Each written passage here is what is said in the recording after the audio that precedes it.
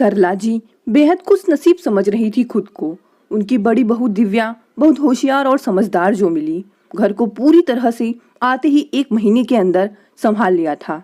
सरला जी भी ज़्यादा टोका टोकी नहीं करती थी कि अब उनके आराम के दिन हैं, बहुरिया जैसे घर चलाना चाहे चलाए।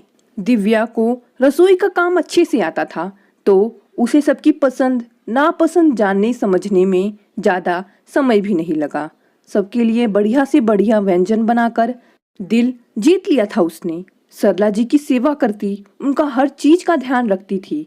जो भी दिव्या से मिलता उसकी तारीफ किए बिना नहीं जाता।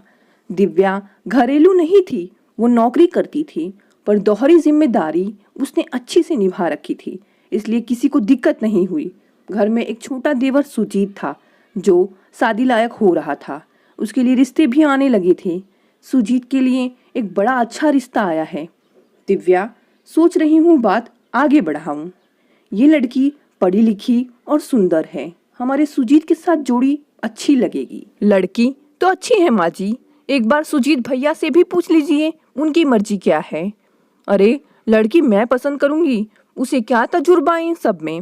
अब तुझे भी तो मैंने ही एक नज़र में पसंद कर लिया था, अब तू देख मेरी कितनी पारखी नज़र है। अपने पर गुमान करके सरला जी फूली नहीं समा रही थी। सुजीत के लिए लड़की पसंद कर उसकी भी शादी कर दी गई। अब सरला जी को तो आराम ही आराम था। घर में 2 बहुएं सब कुछ संभालने के लिए।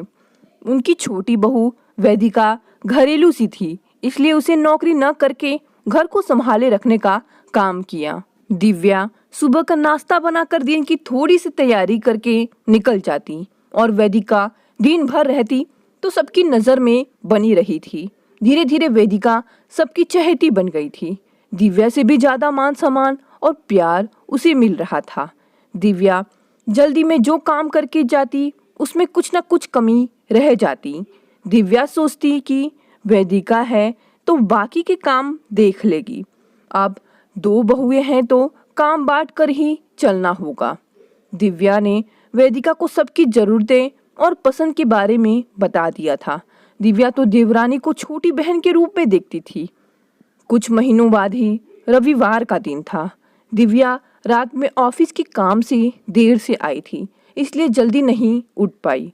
ये सोचकर वेदिका संभाल लेगी, फिर दिन का खाना वो देख लेगी सबका।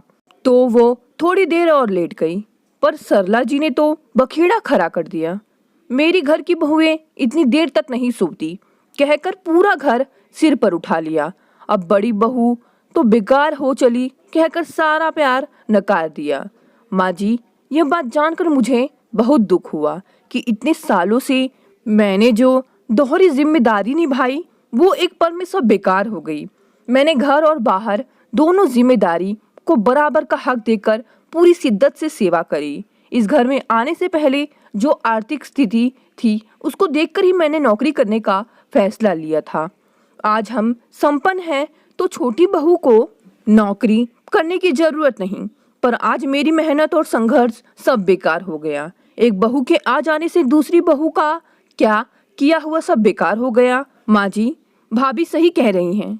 उन्होंने ही मुझे छोटी बहन की तरह इस घर के बारे में सब बताया। अगर वो ना होती तो शायद मैं इतनी जल्दी आप सबके दिल में जगह न बना पाती। वो नौकरी करती हैं, घर भी देखती हैं। दोहरी जिम्मेदारी निभाना आसान नहीं है। ये तुलना मत करिए। हम दोनों इस घर के समान अधिकारी हैं। हम दोनों में भेदभाव करके रिश्ते को खराब मत करिए। वो घर की बड़ी बहू हैं और मुझे उनसे हमेशा कुछ ना कुछ सीखने को मिला है। सरला जी ऐसी बहुओं को पाकर बेहद खुश थी कि ऐसी तालमेल मिलाकर चलने वाली बहुएं बहुत मुश्किल से मिलती हैं। जिस नज़र से वो दोनों बहू में तुलना कर रही थी वो गलत थी। उन्हें अपनी गलती समझ आ गई थी। अब दोनों बहुएं खुशी खुशी अपनी जिम्मेदारी मिल बांट कर निभा रही थी। दोस्तों, आपको ये कहानी कैसी लगी? कहानी पसंद आई तो इसे लाइक और शेयर करें और मेरे चैनल को भी सब्सक्राइब कर लें। धन्यवाद।